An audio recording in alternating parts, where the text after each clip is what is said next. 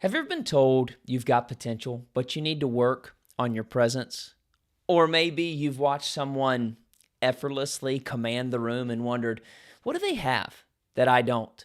Well, that's exactly what Sylvia and Hewlett's book, Executive Presence, explores. And what we're going to talk about today in the 25 books that changed my life. I've been excited to share this book with you because this book has brought me one of my most pivotal aha moments in my professional career. And I believe that it's going to help you along in your journey to develop the skills that you need to project confidence, to bring credibility, and to lead in any situation. So let's start with the big idea, which is executive presence is not innate charisma or luck. It's a skill set that can be learned and cultivated. Hewlett breaks it down into 3 key areas that create the impression of a strong, capable leader. And this is where my aha moment comes in. Because if you rewind to early in my leadership career when I was with Texas Roadhouse, I had the opportunity to have a few interactions with our COO at the time. And I just couldn't put my finger on what gave him a different presence than everybody else. But I remember when I first picked the book up, it was like a light bulb cut on. Not only did it give me clarity of what it meant to have presence, but it also gave me clarity around what I could do to develop in these different areas. So let's look at the 3 pillars of executive presence that Sylvia discusses in the book. The first pillar is how you act, or what's known as our gravitas. Gravitas is about how you carry yourself in high-stakes moments. It's the ability to exude confidence, to stay calm under pressure, and to make thoughtful decisions. Now, some of the questions you can ask yourself to give you a gravitas check is, do I remain composed in tough situations? Or am I seen by others as someone who they can trust to take charge? Our gravitas is often the cornerstone of executive presence. And it really is what makes people look at us and think, wow, that person knows what they're doing. The next pillar is how you speak, or your communication. Communication is not just about what you say, it's about how you say it. It's about bringing clarity and conviction and connection to each time you share a message. So a couple of questions I'd ask yourself on communication is, do I articulate my ideas clear and concisely? Or you could ask, can I inspire and motivate others with my words? It's through strong communication that we ensure that the message actually lands, that it makes impact, no matter if we're presenting to a team or if we're working with someone one-on-one. Now, the third and final pillar is how we look, or our appearance. Now, appearance might seem superficial, but it really does play a role in how others perceive our credibility.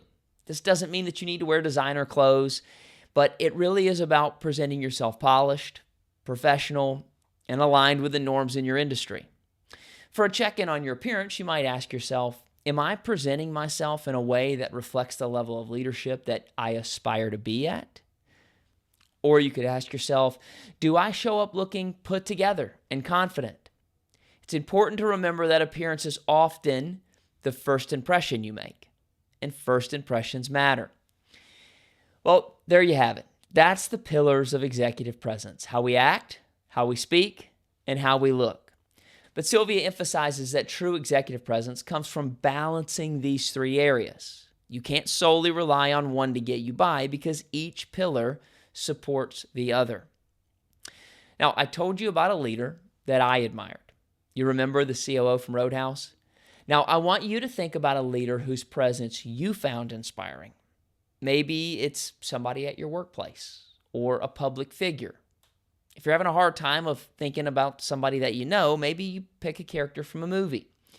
But here's the point. I want you to think about a trait that specifically stands out, that is more than likely an area that you've identified that you can improve your own presence.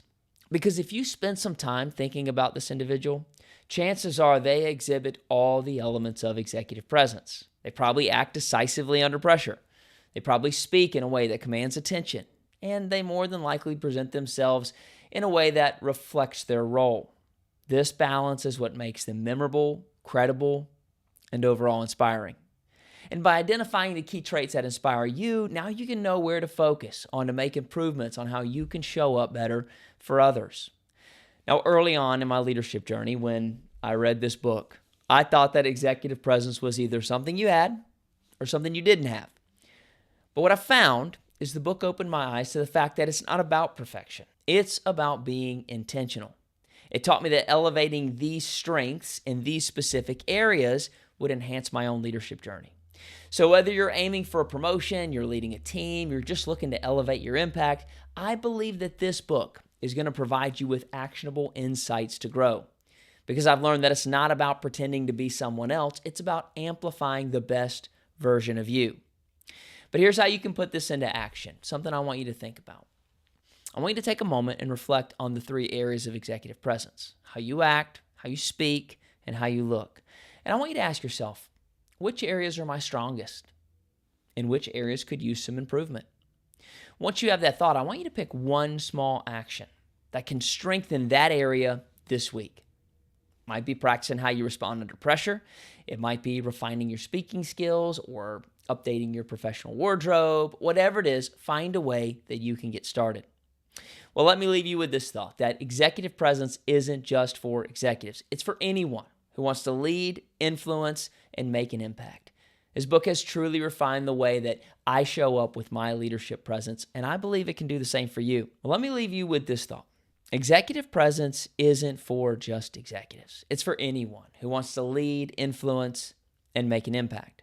This book has really helped me refine my leadership presence, and I know it can do the same for you.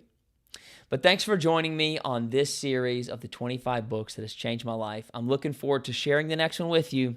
I'll see you then.